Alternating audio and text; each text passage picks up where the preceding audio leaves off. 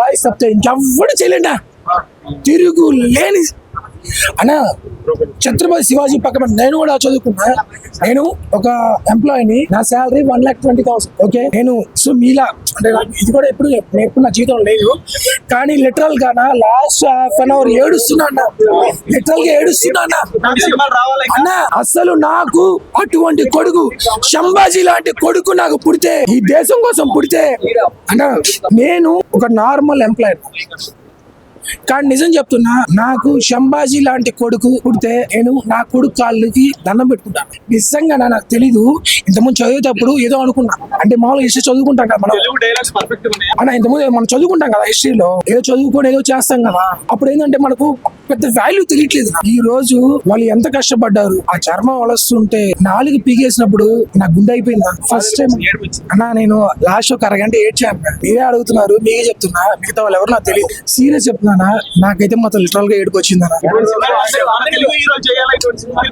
మన తెలుగు హీరోలు కాదు ఇటువంటి సినిమాలు చేయాలంటే అన్న, ఒక ఎన్టీఆర్ గారు మాత్రం చేయగలరు. అంటే మిగతా వాళ్ళు, ఆ తర్వాత రామ్ చరణ్ గారు కూడా చేయగలుగుతున్నా. కానీ నేను ఎవరి ఫ్యాన్ కాదు, నేను ఎవరికి పుట్అప్ చేయను. I don't want to put up.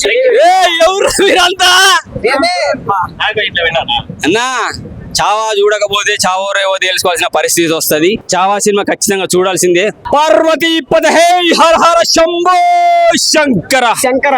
Chhatrapati మహారాజు కొడుకు, ఛత్రపతి శివాజీ మహారాజు కొడుకు ఒకడు ఉన్నాడు అని చెప్పేసి మనకు ఇప్పుడు మాత్రమే తెలిసింది. గతంలో తెలవలేదు. ఎందుకు తెలవలేదు అంటే మన చరిత్రకారులు ఎలా మర్చిపోయారు, మన రాజులు ఎలా మర్చిపోయారు. ఈ చరిత్రను ముందుకు తీసుకెళ్లాలని అయితే చాలా బాధ అనిపిస్తుంది. ఎందుకు తీసుకెళ్ళలేకపోయారు, ఎందుకు మనకు గుర్తించలేకపోయారు, ప్రపంచానికి ఎందుకు తెలియజేయకపోయారని చాలా బాధ వేస్తుంది. అండ్ సినిమా లేట్ అవ్వటం కూడా చాలా బాధ వస్తుంది. సినిమా హిందీతో పాటు తెలుగులో కనుక రిలీజ్ అయ్యి ఉంటే ఖచ్చితంగా ఇప్పటికే 500 దాటింది అంటున్నారు. 1000 కోట్లు టార్గెట్ క్లియర్ అయిపోయింది ఈ పాటికే. సో తెలుగులో కొంచెం లేట్ అయినా అల్లు అరవింద్ గారు హ్యాండిల్ చేసేసుకొని బన్నీవాస్ గారు చేతిలో పెట్టడం రియల్ గ్రేట్.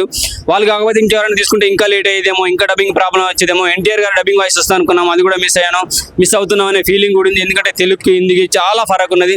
హిందీలో బేస్ వాయిస్ చాలా బాగా సెట్ అయింది, తెలుగులో చెప్పినా కానీ పర్వాలేదు అనిపించింది. కానీ ఎందుకంటే మనం ఊహల్లోకి వెళ్తాం కదా, మనకు అసలే కొండలు ఎక్కాలి, కొండల మీదకి దూకాలి, కొండల మీదకి చూడాలి, ఆ రేంజ్ లో ఊహించుకుంటాం కాబట్టి అది కొంచెం మైనస్ అనిపించింది. ఎన్టీఆర్ కనుక వాయిస్ కనుక పడినుంటే రచ్చేది సినిమాకి.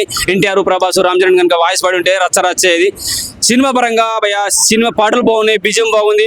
అలాగే రెహమాన్ గారు డైరెక్ట్ హిందీ సినిమా కాబట్టి సెట్ అయిందేమో. తెలుగులో కనుక తీసి రెహమాన్ గారిని కనుక పెట్టుకుంటే, రెహమాన్ గారు డైరెక్ట్ తెలుగు సినిమాకు ఏ సినిమాకు సెట్ అవ్వలేదు. ఆయన పరంగా అయితే మైనస్ అయితే చెప్పలేను, బాగా సెట్ అయింది. ఇక విక్కీ కౌశల్ తప్ప ఇందులో ఏ హీరో చేయలేడు, విక్కీ కౌశల్ గారు మాత్రమే చేయగలరు. అలాగే రష్మిక మందన పాత్ర డైలాగ్స్ తక్కువ ఉన్నా కానీ, ఆమె ఎమోషనల్ గా స్ట్రాంగ్ గా చెప్పలేకపోయినా కానీ, అటువంటి అవకాశం రాలేకపోయినా కానీ చెప్పిన సన్నివేశాలు మాత్రం చాలా బాగా అనిపించేస్తాయి. ఒక రాజుకి, ఒక మొగుడికి, ఒక యుద్ధ వీరుడికి, ఒక సైనికుడికి ఎలాంటి ఎమోషన్ ఇవ్వాలో, ఎలాంటి ఎంకరేజ్మెంట్ చేయాలో అటువంటి ఎంకరేజ్మెంట్ అయితే ఆమె ఖచ్చితంగా చేసిందని చెప్పగలను. నెక్స్ట్ విలన్ క్యారెక్టర్ లో మాత్రం వదిగిపోయింది అక్షయ్ కన్నా కిర్రాకంటే కిర్రాకు.